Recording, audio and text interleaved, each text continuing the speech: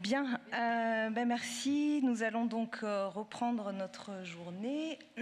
Alors, ce matin, donc, nous avons eu un panorama très complet des grandes transformations familiales. On a pu mesurer la complexité, mais aussi tous les défis de penser ensemble pluralité et fluidité, ou on pourrait dire l'habilité, dans les relations familiales et le droit. Cette seconde table ronde vous invite à explorer la question des inégalités, que ce soit du point de vue social, économique et de genre, dans les relations familiales. Donc on va parler de conjugalité, de parenté, et donc à interroger leurs effets sur le droit. Donc nous aurons 5 intervenants dans cette table ronde qui sont invités à présenter leurs travaux. Donc Emmanuelle Santelli, directrice de recherche CNRS au centre Max Weber. Carole Bonnet, directrice de recherche à l'Institut des études démographiques.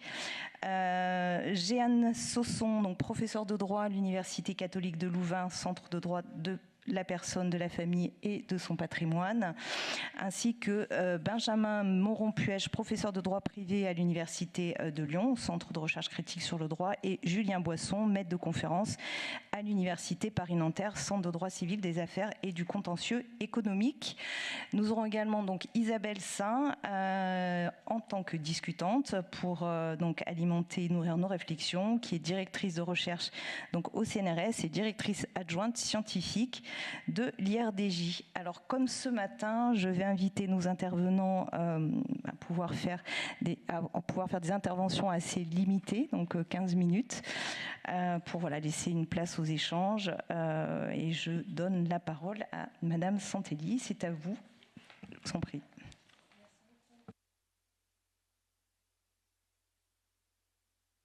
Là-dessus, parfait. Et donc, je regarde juste pour le niveau du diaporama si... Ok, très bien, merci beaucoup. Merci beaucoup pour l'invitation à cette journée et à me donner l'occasion donc de m'exprimer devant vous en tant que donc, sociologue. Alors, parce que l'égalité de droit est acquise dans notre société, il nous arrive d'oublier que les rapports sociaux entre les sexes sont le résultat d'une longue histoire. Car par ailleurs, le processus d'individualisation confère des libertés aux unes et aux autres comme jamais auparavant. Les couples sont aujourd'hui amoureux, ils se choisissent, ils sont libres de s'aimer et de se quitter. Ils semblent également égalitaires. Les femmes comme les hommes travaillent et ils et elles peuvent occuper les mêmes emplois, du moins théoriquement. Ces avancées qui se sont déroulées au cours des dernières décennies auraient marqué donc une rupture radicale avec l'ordre ancien, l'ordre patriarcal.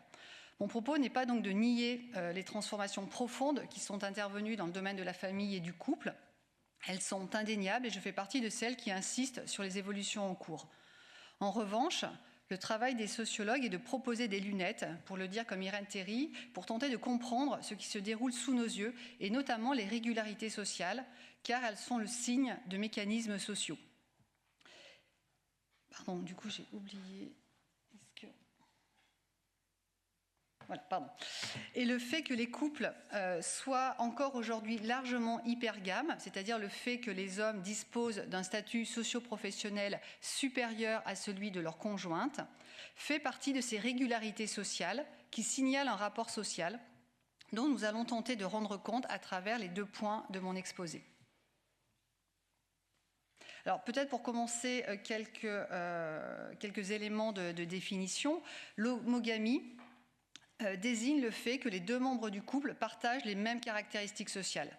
Ils appartiennent au même milieu social, ils disposent donc d'un même statut et cette proximité est évaluée à partir du diplôme, de la catégorie professionnelle ou de l'origine sociale. L'hétérogamie désigne l'inverse, le fait que les 2 membres du couple ne partagent pas les mêmes caractéristiques sociales. Et quand nous sommes dans une situation où l'homme dispose d'un statut supérieur, on parle d'hypergamie féminine.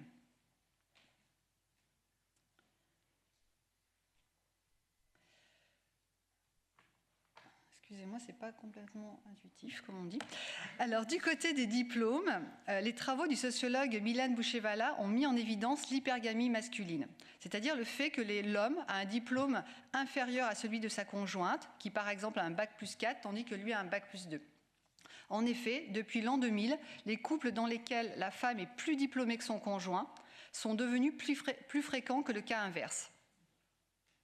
La proportion des couples dans lesquels la femme est plus diplômée que son conjoint a doublé depuis 1969, passant de 18 à 37%. Au regard des positions professionnelles, en revanche, une partie des couples sont hétérogames et les travaux de Milan Bouchevala confirment la prégnance donc de l'hypergamie féminine, le fait que les hommes occupent plus souvent une position socio-professionnelle supérieure à celle de leur conjointe. Et dans le cas où les couples sont homogames en début de vie de couple, cette situation ne se maintient généralement pas dans la durée, même quand les deux conjoints ont un niveau de diplôme identique. Ce qui signifie que la situation d'hétérogamie à laquelle les couples aboutissent est le résultat de l'écart qui se creuse entre les conjoints en raison des carrières ascendantes des hommes.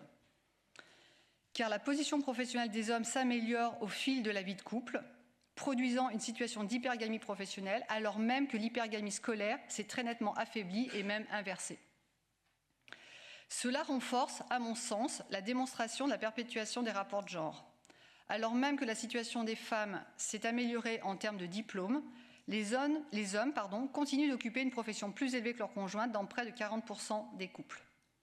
Et précisons que ce résultat ne tient pas compte de ce qu'on pourrait appeler une ségrégation horizontale, le fait que les femmes et les hommes peuvent faire partie d'une même catégorie socio-professionnelle, mais qu'à l'intérieur de cette catégorie, les hommes bénéficient d'une position plus élevée.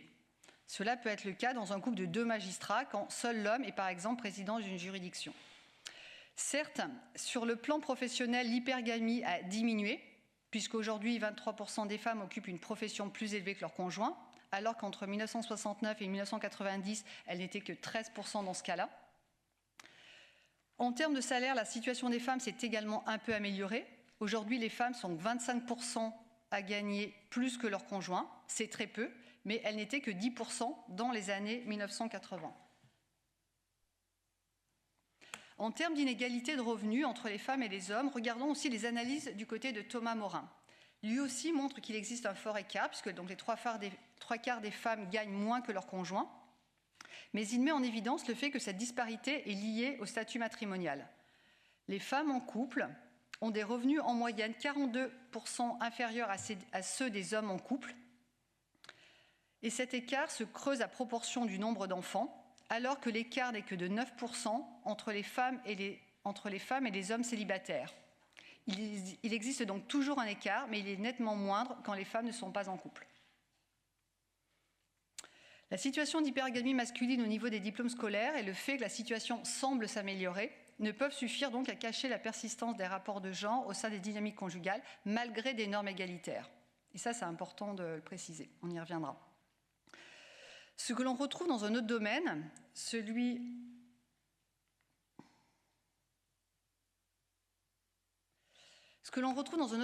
de l'organisation et de la réalisation des tâches domestiques et parentales, c'est le fait que les couples donc, se veulent égalitaires. Pourtant, tous les chiffres à notre disposition démontrent que cela n'est pas le cas.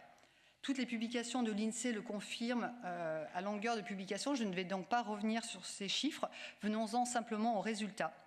La surcharge de travail domestique et parental a des effets sur les carrières professionnelles des femmes qui l'interrompent ou réduisent leur temps de travail après la naissance des enfants. Quelques chiffres à ce propos. 30% des mères sont à temps partiel contre à peine 5% des hommes. En 2016, près de la moitié des mères indiquaient avoir réduit ou arrêté leur activité professionnelle pendant l'année suivant la naissance de l'enfant, quand les hommes n'étaient que 6% dans ce cas-là. Et en 2016 toujours, parmi les personnes en emploi vivant avec au moins un enfant mineur dans le ménage, 73% des femmes déclarent faire plus de 7 heures de travail ménager par semaine contre 31% des hommes. Pour des chiffres complémentaires, il y a également toutes les références, vous les avez ici, le très bon article de Clara Champagne, Ariane Paillet et Anne Solaz qui montre l'évolution sur 25 ans. La période du confinement, je l'ai évoqué tout à l'heure en 2 mots, le premier confinement, le grand confinement, peut venir illustrer la persistance de cette inégale implication dans la sphère domestique et familiale.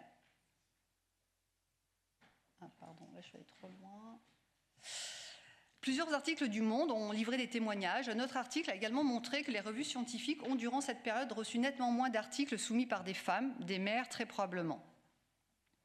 L'enquête épidémiologie et conditions de vie réalisée au cours du confinement, l'enquête EPICOV, a permis de dresser un état des lieux concernant le temps passé auprès des enfants et à réaliser les tâches domestiques. Bon, il y a tout un tas d'autres domaines qui sont abordés. J'ai indiqué le site sur lesquels trouver des éléments, mais il me semble que ce tableau est tout à fait éloquent. Donc voilà, donc plus c'est rouge, plus c'est le nombre d'heures passées auprès des enfants. Et évidemment, c'est très dépendant de l'âge des enfants, mais on voit que quand les enfants ont moins de 3 ans, les femmes sont très nombreuses à déclarer avoir passé auprès des enfants plus de 4 heures, ce qu'on ne retrouve pas dans la colonne de droite qui correspond aux situations des hommes.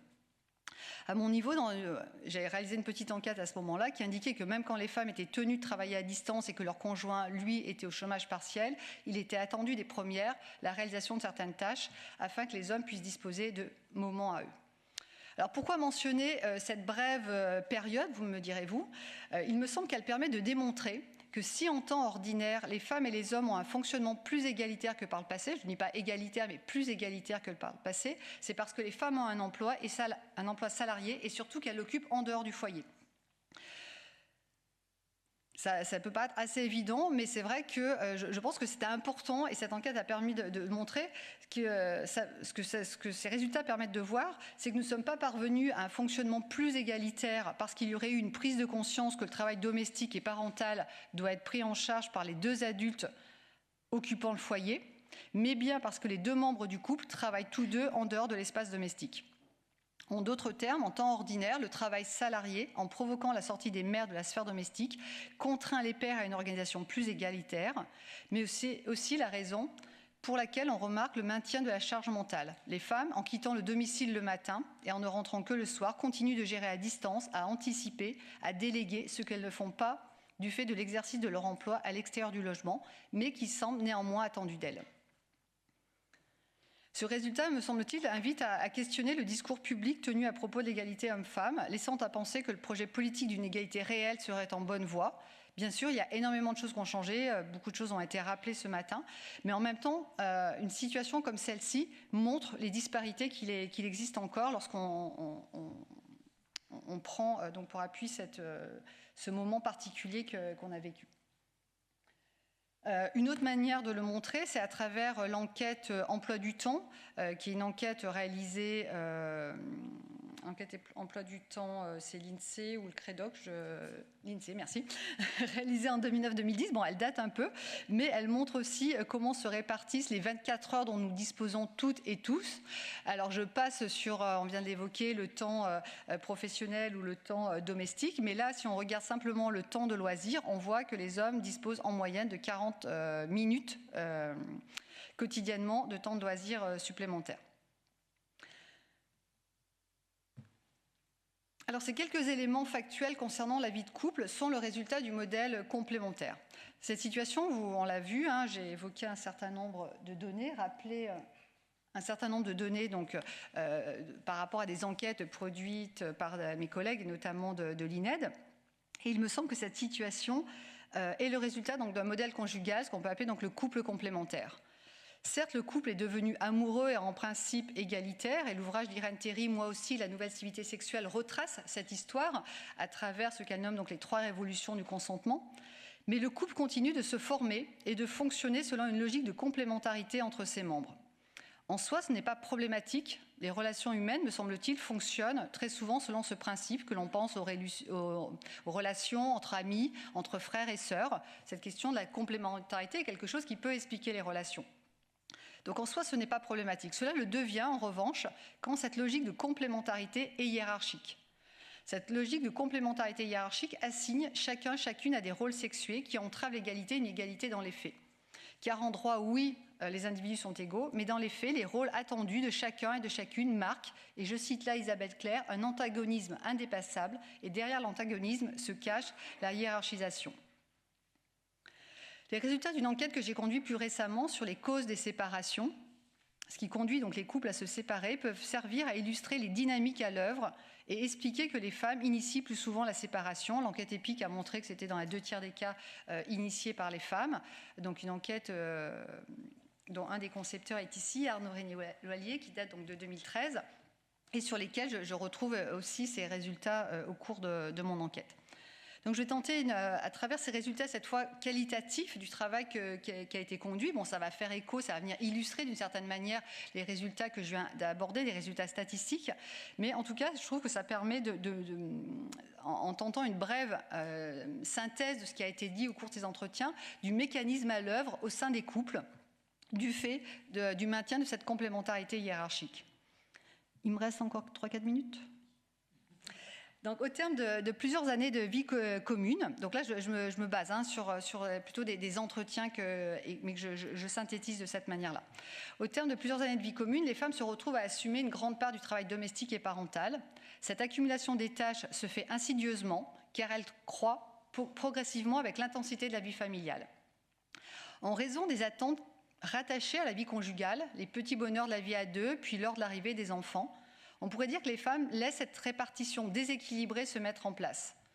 Partagées entre la satisfaction de leur statut de mère, puisqu'encore aujourd'hui dans les représentations, être une femme c'est souvent devenir mère, et l'idée que les choses s'amélioreront, elles patientent, jusqu'au jour où elles expriment le fait qu'elles ne veulent plus de cette situation, car entre-temps, elles font également le constat qu'elles ne partagent plus grand-chose au niveau du couple. Mais avant d'en arriver là, en raison de la charge du travail domestique et parental, elles ont le plus souvent réduit leur quotité de travail ou ont interrompu temporairement leur carrière lors de la naissance des enfants. Alors même que ces femmes ont un niveau d'études équivalent ou supérieur à celui de leur conjoint, leur contribution financière au foyer est moindre, ce qui justifie alors leur retrait partiel de la sphère professionnelle lors de la naissance du deuxième, voire du troisième enfant. Et lorsqu'elles sont de retour sur le marché du travail, elles ne parviennent généralement pas à rattraper le retard, ce qui explique le maintien durable des écarts de revenus et de position socio-professionnelle. Les hommes, de leur côté, acceptent ou recherchent des heures supplémentaires et le plus souvent tentent de progresser dans leur carrière afin de procurer de meilleures conditions matérielles et une sécurité matérielle, de meilleures conditions matérielles et une sécurité financière à leur famille. Alors oui, le modèle du breadwinner est dépassé. Dans la très grande majorité de ces couples avec enfants, ce sont des couples de biactifs.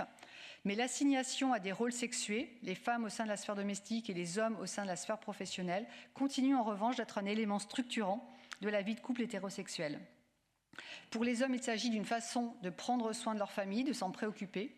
Il ne s'agit pas de minimiser cet investissement, mais pour beaucoup, c'est aussi l'occasion d'exercer une activité souvent plus gratifiante, offrant des possibilités de contact, de responsabilité, de sociabilité que l'on n'a pas en étant à la maison. Car être un homme, encore aujourd'hui, c'est être en dehors du foyer. L'engrenage décrit met ainsi en évidence une forme d'enfermement, et je crois que ce terme a déjà été employé ce matin, dans un fonctionnement qui génère une forte insatisfaction féminine en raison de la surcharge de travail domestique et parental, et qui empêche d'autres formes de réalisation de soi, tandis que les hommes, eux, reprochent au fonctionnement conjugal sa routine. Encore une seconde pour le mot de conclusion. Donc je passe. Pour conclure, il me semble que le fait que la séparation serait probablement moins le résultat d'un plus grand individualisme que celui de l'absence d'égalité réelle. En effet, il me semble que l'argument d'un individualisme croissant pour expliquer le nombre de séparations en hausse semble avoir été mobilisé à partir du moment où les femmes ont exprimé cette aspiration à se réaliser. Dit autrement, il me semble qu'on a parlé d'individualisme quand les femmes ont fait valoir qu'elles voulaient être elles aussi prises en compte dans le couple. Mon hypothèse serait alors que c'est moins le fonctionnement individualiste de chaque membre du couple qui le rend fragile que le projet égalitaire qui reste encore à l'état d'idéal dans de nombreux couples. Tant que les femmes ne seront pas des égales dans la sphère de la vie privée, qu'elles ne pourront pas faire entendre leur voix, pas seulement dans la loi, mais bien dans la réalité concrète de la vie conjugale, elles seront plus nombreuses à demander la séparation et plus largement à être insatisfaites de la relation conjugale. Car dans le quotidien, ce que j'ai observé, c'est des femmes qui remettent en cause leur couple parce qu'elles se sont senties abandonnées, c'est des termes qui ont été employés, au sens où elles ne peuvent plus compter sur leur conjoint, elles se sentent seules pour réaliser l'ensemble du travail domestique et quotidien, ou délaissées, elles ne peuvent se réaliser en tant que femmes, elles sont devenues des mères et des épouses. Or, l'amour conjugal implique désormais une réciprocité dans tous les domaines, et contrairement à l'imaginaire véhiculé par le modèle romantique, le couple ne se limite pas à une affaire sentimentale, il comporte des dimensions pratiques, matérielles et économiques. Les sous-estimés contribuent à maintenir un imaginaire autour du modèle romantique qui empêche l'avènement du couple égalitaire. Et je vous remercie.